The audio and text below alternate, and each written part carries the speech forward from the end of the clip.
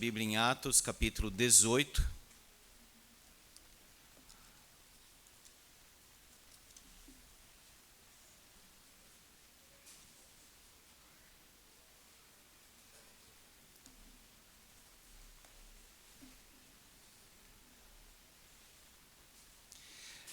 Meus irmãos, hoje nós temos o relógio de oração.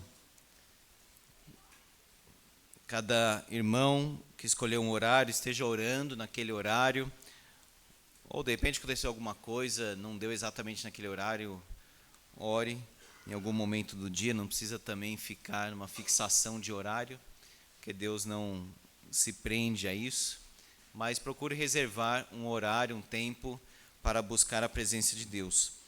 Esse relógio de oração ele vai passar para sexta-feira. Será então uma vigília de oração, das 10 da noite até 6 da manhã do sábado. É mais fácil nós orarmos de madrugada na sexta-feira por não termos as mesmas atividades que temos na semana. Então hoje será o último relógio de oração, de domingo para segunda. Já em maio nós teremos de sexta, vigília de oração. As igrejas normalmente fazem vigília de oração na sexta. Participe desse trabalho. Atos capítulo 18, verso 1 a 17.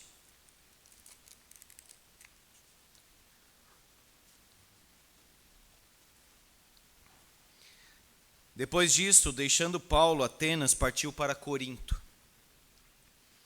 Lá encontrou certo judeu chamado Áquila, natural do Ponto, recentemente chegado da Itália, com Priscila, sua mulher, em vista de ter Cláudio decretado que todos os judeus se retirassem de Roma. Paulo aproximou-se deles.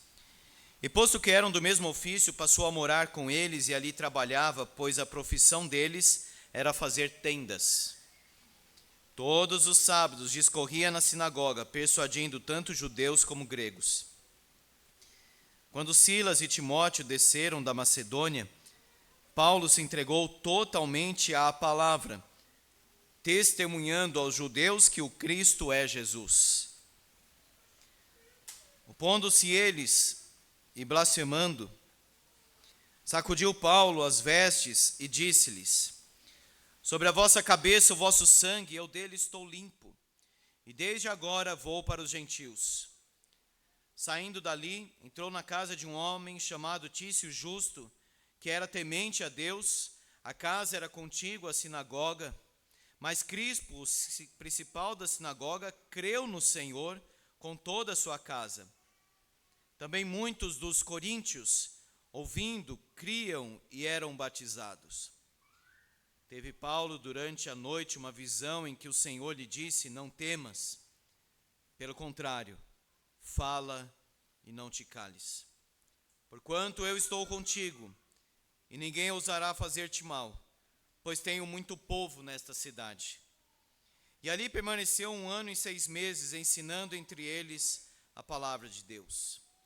Quando, porém, Galho era procônsul da Acaia, levantaram-se os judeus concordemente contra Paulo e o levaram ao tribunal, dizendo: este persuade os homens a adorar a Deus por modo contrário à lei. E a Paulo falar, quando Galho declarou aos judeus: se fosse com efeito alguma injustiça ou crime da maior gravidade, ó judeus, de razão seria atender-vos. Mas se é questão de palavra, de nomes e da vossa lei, tratai disso vós mesmos, eu não quero ser juiz dessas coisas. E os expulsou do tribunal. Então todos agarraram Sóstenes, o principal da sinagoga, e o espancavam diante do tribunal. Galho, todavia, não se incomodava com estas coisas. Amados irmãos, na obra de Deus, nós enfrentamos muitas lutas.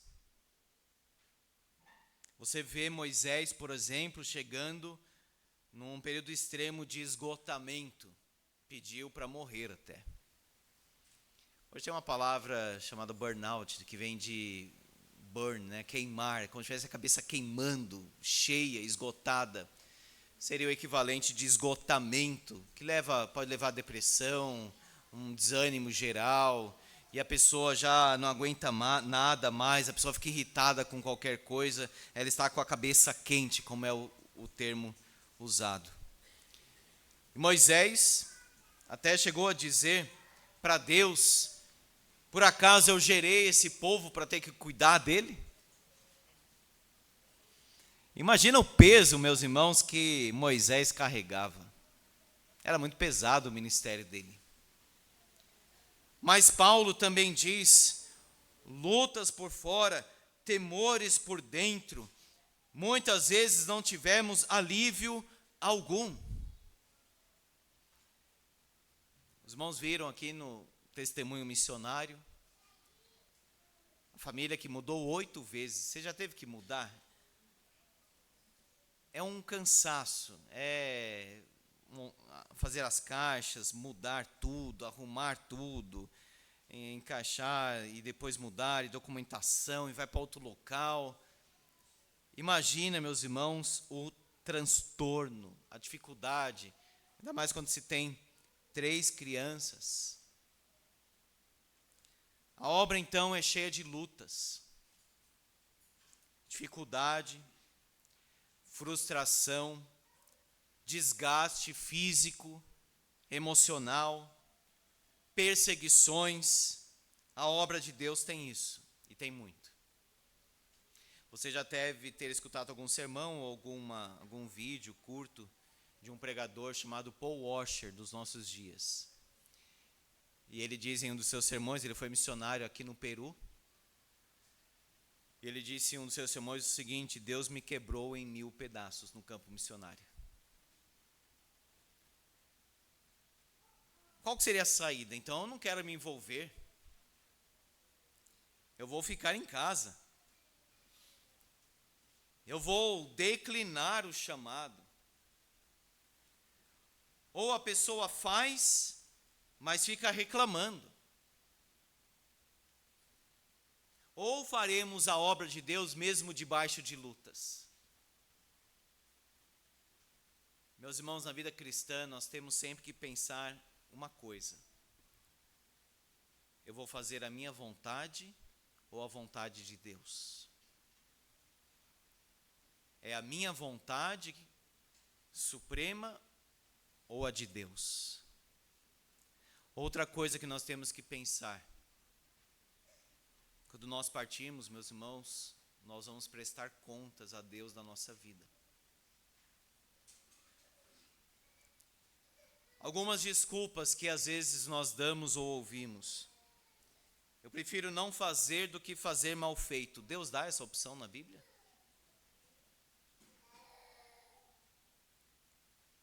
Isso muitas vezes é usado como uma desculpa para não fazer. É claro que tem que fazer bem feito, mas não existe a possibilidade de não fazer, meus irmãos. Já teve momentos assim que eu tive que pregar, e acho que a última coisa que eu gostaria de fazer naquela noite era pregar.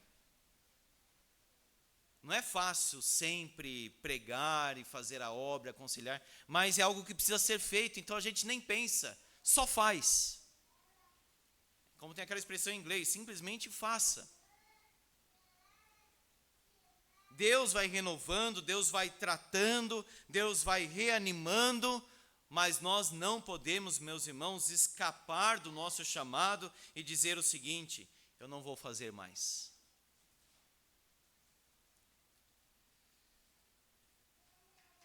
Certa vez eu li de um pastor que abandonou o ministério, abandonou tudo completamente. Diferente de um período em que a pessoa precisa descansar um pouco, ainda mais missionário, vai fazer tratamento, que está com depressão. Isso é não só compreensível, é necessário fazer isso. E aí volta para o campo depois, isso é outra coisa. Eu estou falando de um abandono completo, não vou mais fazer, já não quero mais, e acabou.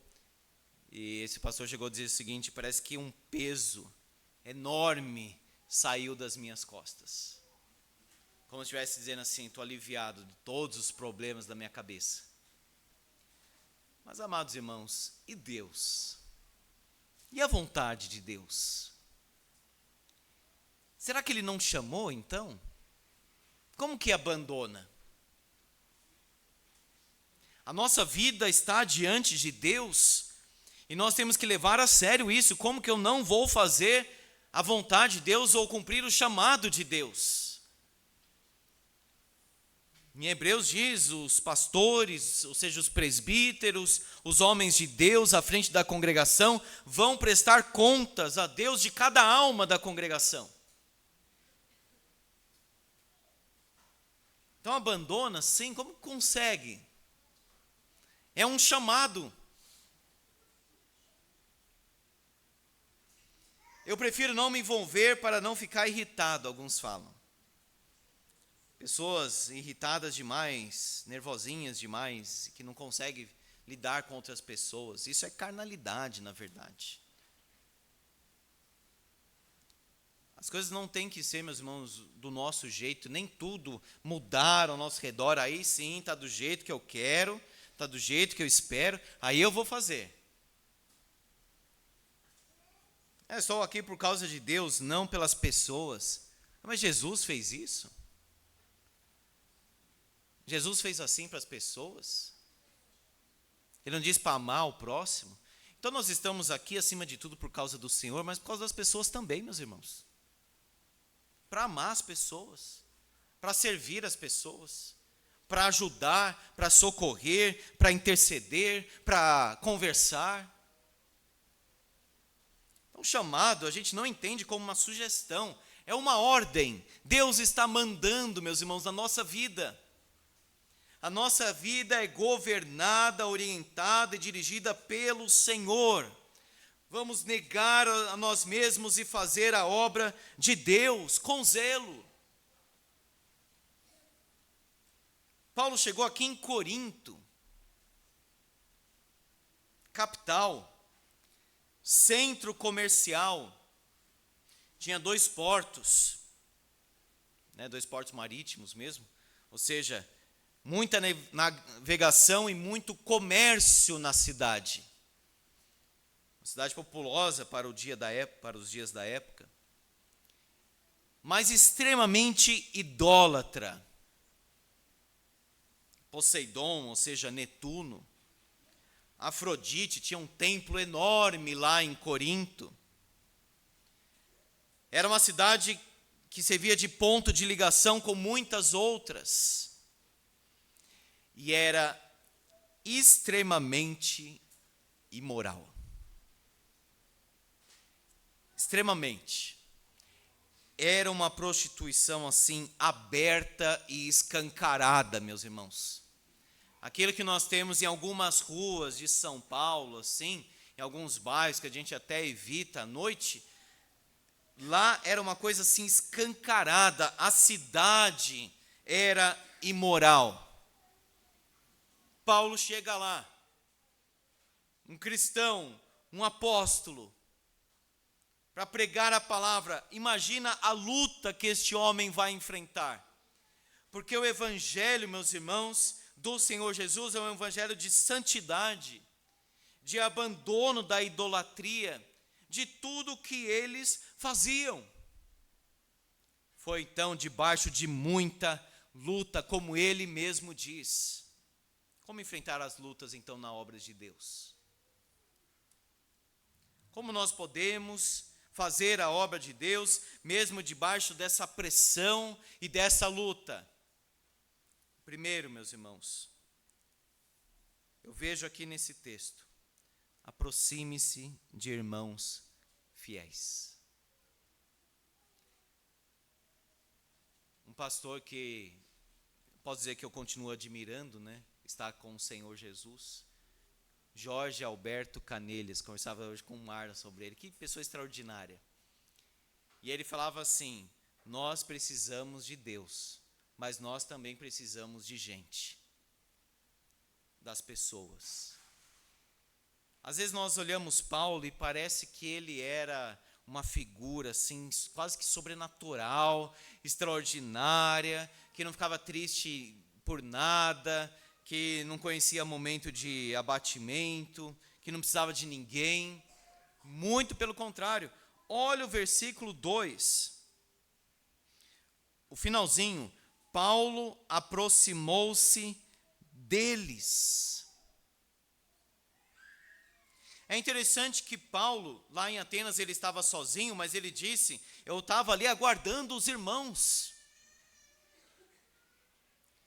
Nós temos as lutas no ministério, na obra de Deus, as lutas na própria vida, na família, as lutas do seu próprio coração, e nós precisamos de amigos crentes. E não importa a idade. Procure um ancião. Procure aquela mulher que você sabe que é uma mulher da brecha, como se diz, da oração, da intercessão. Compartilhe com alguém, divida o fardo, mas procure irmão fiel. 1, 2, está ótimo. Veja, Áquila e Priscila, irmãos fiéis, irmãos que estavam ali com Paulo, companheiros. Esse termo companheiro é usado aí de qualquer forma, né? Companheiro. Não, companheiro é aquele que realmente está ao lado. Quando Paulo diz em Romanos, saudai Priscila e Áquila, meus cooperadores em Cristo Jesus. Olha como ele fala. Os quais pela minha vida, diz Paulo, arriscaram a sua própria cabeça. E isto lhes agradeço, não somente eu, mas também todas as igrejas dos gentios. Aí talvez você diga, eu preciso de amigos assim. Mas eu pergunto, você é um amigo assim? Deus colocou na vida de Paulo esses dois irmãos preciosos, esse casal, Áquila e Priscila.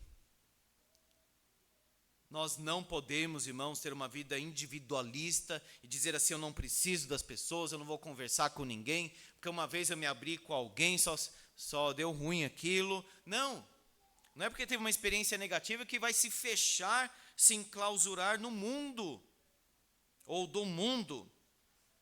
Nós precisamos, meus irmãos, de amigos, de amigas. É claro, não vai ter amizade íntima com sexo oposto, viu? Vez após vez, isso só dá problema. Mas aqui Paulo tem esta amizade com este casal. Eles eram do mesmo ofício de fazer tendas. E eles foram um consolo para o coração de Paulo. Segundo, trabalhe no que for preciso. Como enfrentar as lutas na obra de Deus? Trabalhe no que for preciso. Você encontra Paulo aqui fazendo tendas. Você pode pensar, talvez, se não tem ainda familiaridade com a história de Paulo, o que isso tem a ver com a obra missionária?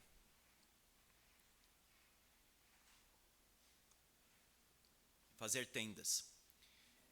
Meus irmãos, naquela época, o pai tinha a obrigação de ensinar uma profissão para o filho. Era o pai que ensinava.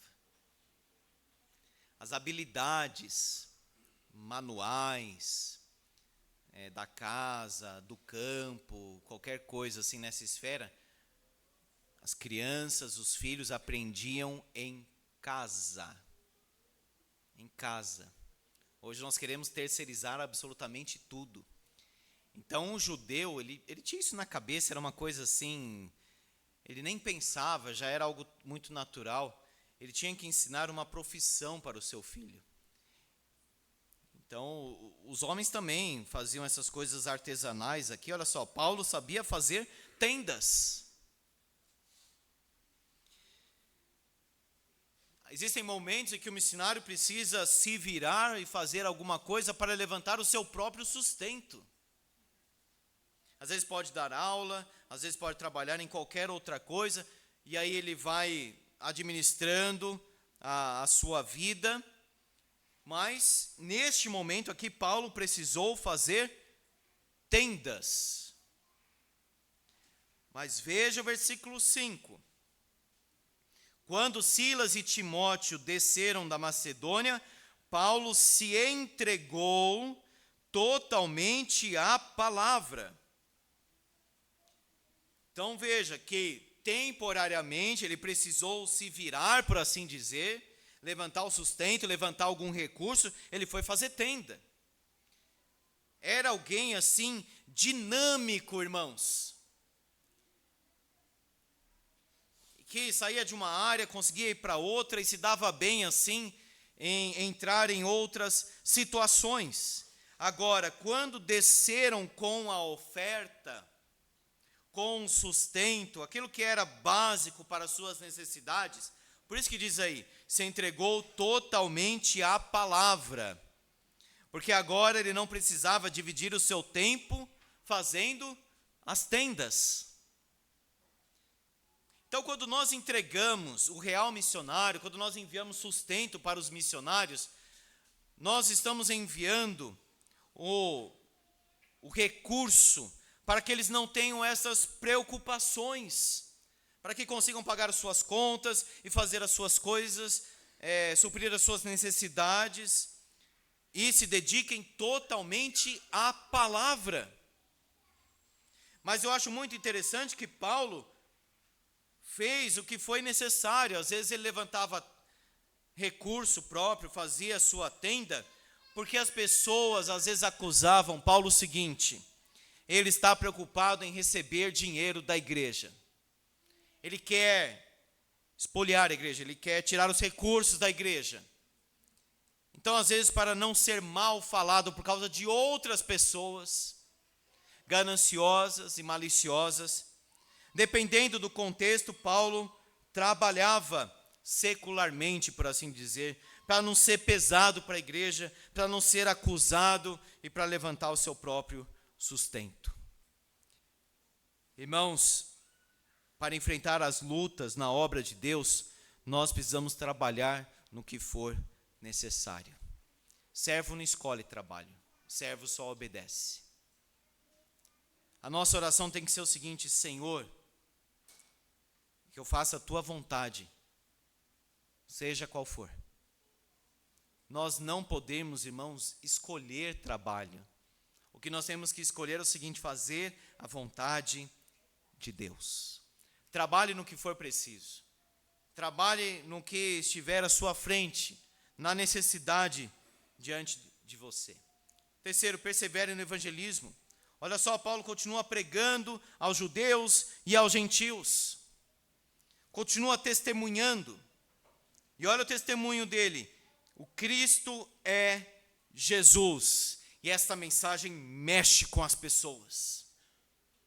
Enquanto você está falando sobre coisas bonitas, vamos falar sobre o amor, sobre amizade, sobre fraternidade, sobre socorro aos pobres. Aí as pessoas gostam. Agora, quando você começa a falar do arrependimento, da fé em Jesus Cristo, da vida eterna, aí começa a incomodar. Opondo-se eles e blasfemando. O que Paulo fez diante disso? Foi chorar? Foi dizer ninguém me aceita? Foi reclamar da vida? Não, Paulo sacudiu as suas vestes e disse: vocês ouviram a palavra, agora eu vou para os gentios. Existe um momento, irmãos, em que nós precisamos fazer isso. A pessoa já ouviu. Não é o caso dela ter que ouvir mais, é o caso dela começar a obedecer. Então falou, evangelizou, insistiu, conversou uma vez, conversou duas, conversou três, agora rega com oração.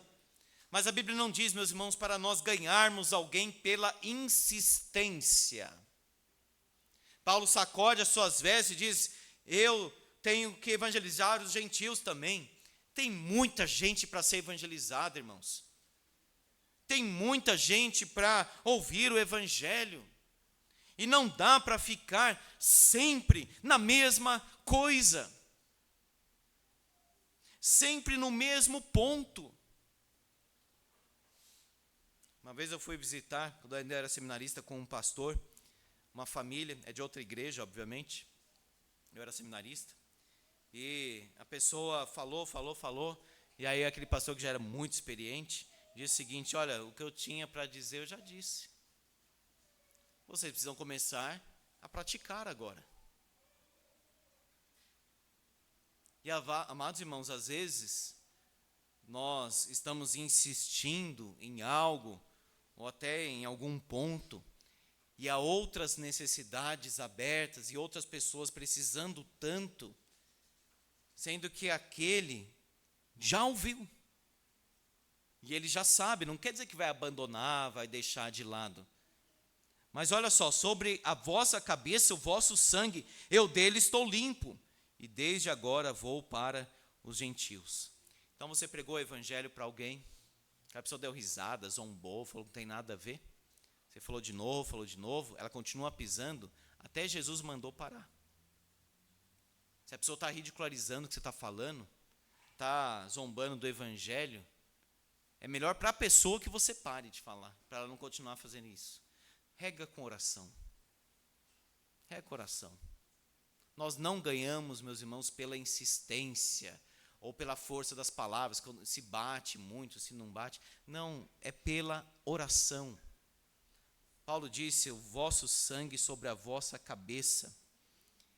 Porque é atalaia. Ezequiel 3 diz: eu te dei por atalaia sobre a casa de Israel. Você vai ouvir a minha palavra e você vai avisar o povo.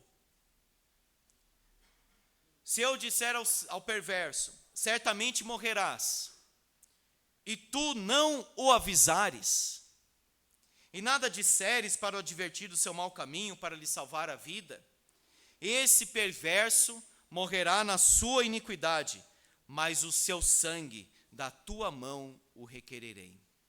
Isso aqui é muito sério, irmão. Dá até medo dessas palavras. Se a gente deixar de falar, de pregar o evangelho para alguém, Deus cobra de nós o sangue da pessoa. Paulo está dizendo o seguinte: eu não tenho culpa sobre a vossa cabeça, o vosso sangue, porque eu preguei, eu evangelizei. Mas se avisares o perverso, e ele não se converter da sua maldade, do seu caminho perverso, ele morrerá na sua iniquidade, mas tu salvaste a tua alma. Como enfrentar as lutas na obra de Deus? Foque no chamado.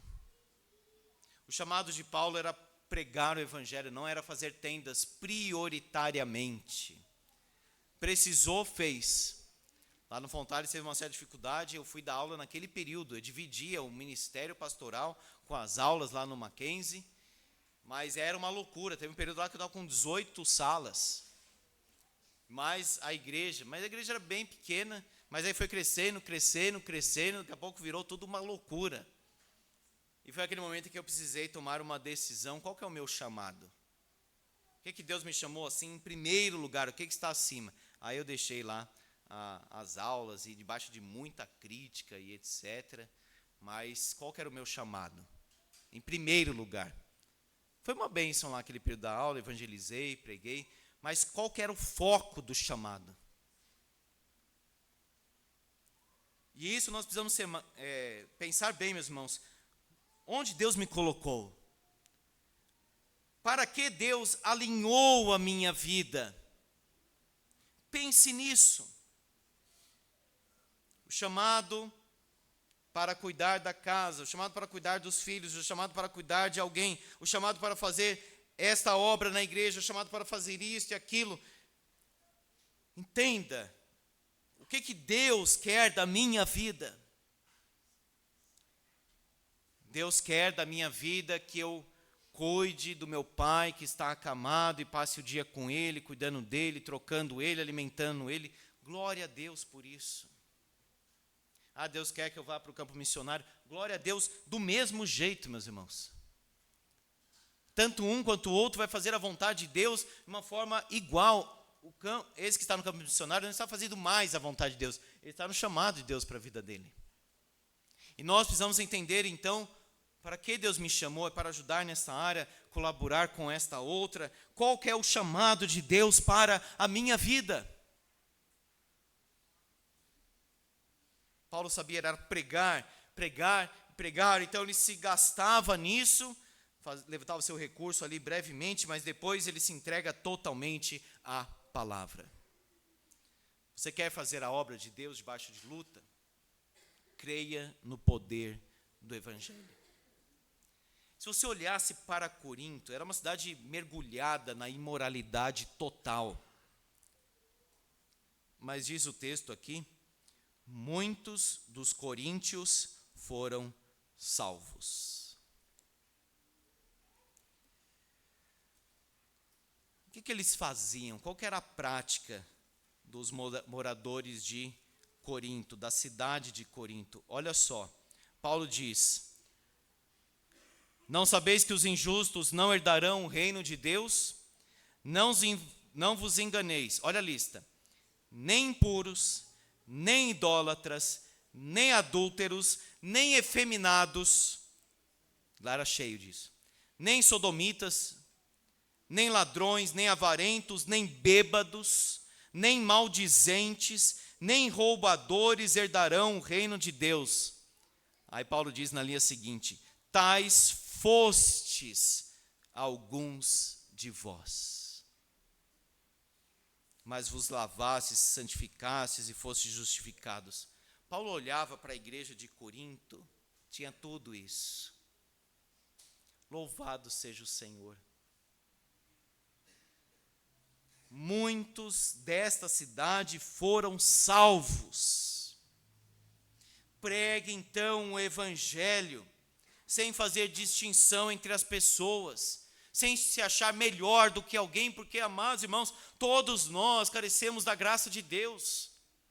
Ninguém está numa condição superior ao outro. Muitos foram salvos, ouviram o Evangelho, Deus salvou, Deus agiu, Deus operou. Creia no poder do Evangelho. Você quer fazer a obra de Deus debaixo de luta? Fortaleça o seu coração em Cristo. Paulo diz em 1 Coríntios 2, eu estive entre vocês com fraqueza. Isso pode estar ligado a algo emocional dele, mas físico também. Temor e tremor, mas estava lá. Sabe aquela pessoa que está com medo, mas vai? É Paulo. Ele está com medo, um certo tremor, uma certa angústia, uma certa aflição, não sabe o que vai acontecer, mas vai porque é a vontade de Deus. Era uma cidade orgulhosa, imoral. Deixa eu citar aqui um pouco da história da cidade para pegarmos bem aqui. Por trás da cidade, a quase 600 metros acima do nível do mar, erguia-se uma montanha chamada Acrocorinto. Então imagine, atrás da cidade, aquela montanha enorme, e no topo ali o templo de Afrodite, Vênus, chamada deusa do amor. Era servida por 1000 escravas, que vagavam pelas ruas à noite como prostitutas. Olha o nível da cidade, irmãos. A promiscuidade sexual de Corinto era proverbial, a ponto de, aí é um termo grego, korintiosomai, significar praticar imoralidade, sinônimo de meretriz. Quando falava assim, é um proceder de Corinto, significava prostituição. Era a feira das vaidades do Império Romano.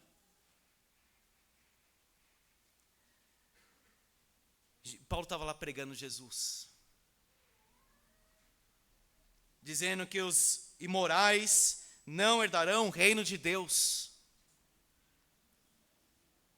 Aí você diz, mas Paulo entrava nesses lugares? Sim, irmãos, ele entrava, ele estava lá. Ele estava interagindo com essas pessoas? Ele estava muito.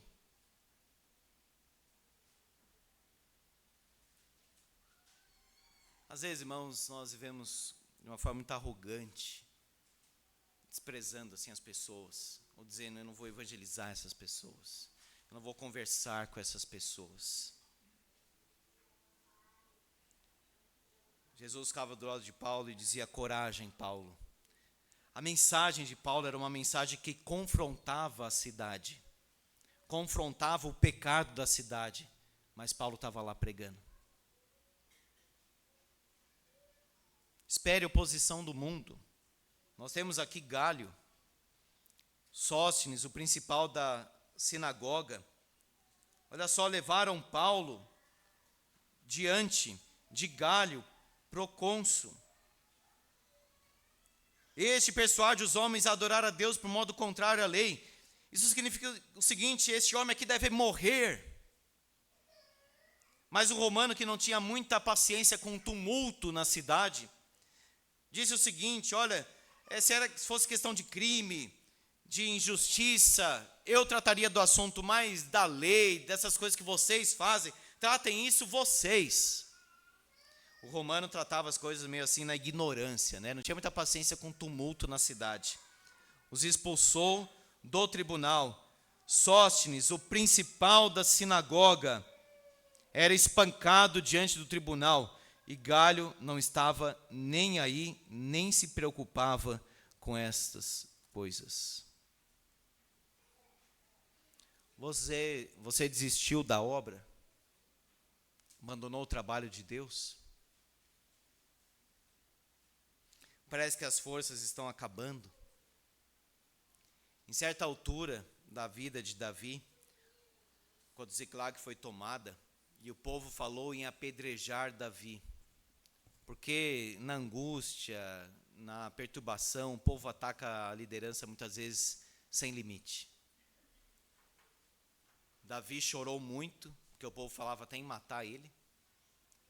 Mas diz o texto que depois Davi se reanimou no Senhor, seu Deus. Se você quer renovar o seu ânimo, faça isto com Deus. Senhor, renova as minhas forças para fazer a obra. Senhor, reanima o meu coração para que eu possa evangelizar, para que eu possa falar do teu amor. Senhor, me ajuda. Debaixo de luta, de dificuldade, de pressão e muita cobrança. Cobrança daqui, cobrança dali, cobrança dali, e daqui, e daqui, e dali. Se reanime no Senhor, porque senão você vai desanimar e vai deixar de fazer a obra. Olhe sempre para Jesus. Veja as motivações do seu coração, porque o Senhor envia irmãos para te ajudar. O Senhor agrega irmãos. O Senhor envia socorro. Veja, chegou para Paulo o recurso que ele estava precisando para ele pregar. O Senhor abençoa a obra, Ele salva todo este povo de Corinto. A obra, meus irmãos, não é nossa, vamos entender isso. A obra é de Deus. Quem faz a obra é Deus, quem manda na obra é Deus e deve ser Deus. Quando a obra é de Deus, quando a obra está nas mãos de Deus, Ele vai abençoar. O Senhor fortalece pela palavra. Paulo vai pregando, mesmo debaixo de luta, está com medo, às vezes fica aflito, mas ele prega, e Jesus diz para ele: Paulo, não temas, porque eu tenho muito povo nessa cidade, fale e não se cale. E para encerrar, sabe quem sempre me falava isso? Fala e não te cales. A dona Brasilina, nossa irmã, que já está com o Senhor. Pastor, não temas, fala e não te cales. Ela só falava isso e saía, assim, parecia que entregava e saía, né? Mas realmente me fortalecia aquilo, porque às vezes, irmãos, falar algumas coisas e tratar alguns pecados no púlpito, precisa de um encorajamento. Fala e não te cales. Prega, evangeliza, faz a obra. Deus vai abençoar. Vamos orar.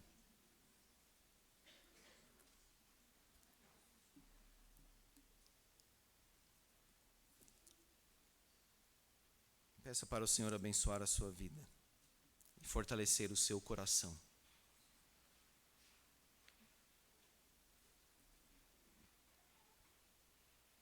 O Senhor faz forte ao cansado e multiplica as forças daquele que não tem nenhum vigor.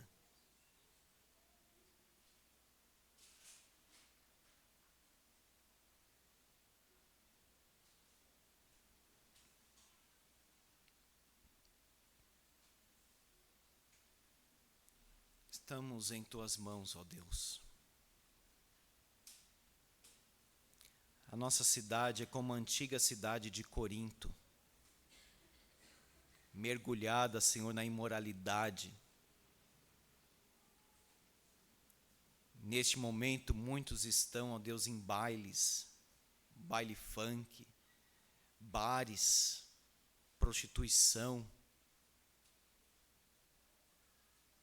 E, ó Deus,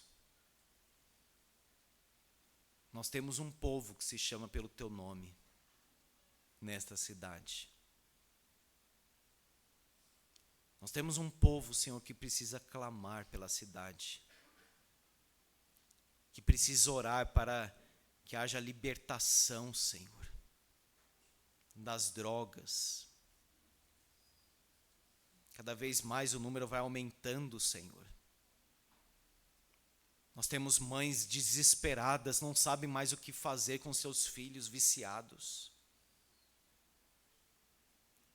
É prostituição, Senhor, escancarada.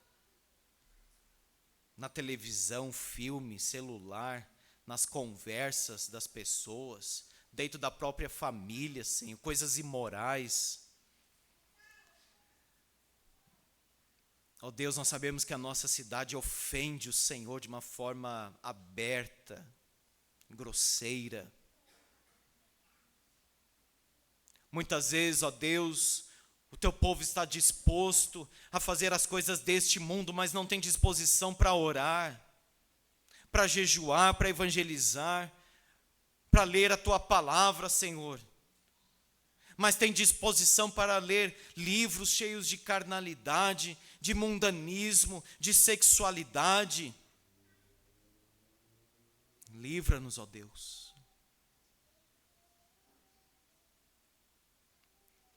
E que nós sejamos instrumentos nas tuas mãos para que pessoas sejam salvas. O Senhor disse para Paulo: não temas, Paulo, fala e não te cales, porque eu tenho muito povo nesta cidade. Obrigado porque o Senhor está conosco. E quando tudo está muito pesado, o Senhor vai ao nosso encontro para nos aliviar, Senhor. Obrigado porque o Senhor é a força da nossa vida. Obrigado porque o Senhor nos sustenta na obra. O Senhor sabe, ó Deus, que muitas vezes pensamos em desistir porque o fardo é pesado, mas se torna leve quando nós entregamos com o Senhor Jesus, compartilhamos com Cristo e buscamos, ó Deus, a tua presença. Obrigado porque o Senhor segura na nossa mão. Sustenta, Pai, a tua igreja na obra. Porque o Senhor não nos chama para uma vida sem serviço, sem socorro, sem auxílio, sem disposição. Obrigado, ó Pai, porque o Senhor colocou na vida de Paulo esses dois amigos verdadeiros, Priscila e Áquila. E assim o Senhor tem feito na vida do teu povo, levantando irmãos fiéis, de oração, companheiros na luta, que realmente estão dispostos a entregar a vida para Jesus Cristo. Fortalece, ó Deus, a tua igreja. Fortalece os homens da igreja, Senhor, para que sejam homens fortes, para conduzir o lar no temor de Jesus, na palavra de Jesus, no conselho de Jesus, na vida de Jesus. Para que sejam homens de oração, de trabalho, de serviço, de renúncia. Ó Deus, tem misericórdia da nossa vida. Tem misericórdia, Senhor, da nossa cidade. E que nós sejamos evangelistas, Pai. Que nesta semana pessoas possam ouvir do teu amor através da nossa vida. Em nome de Jesus. Amém.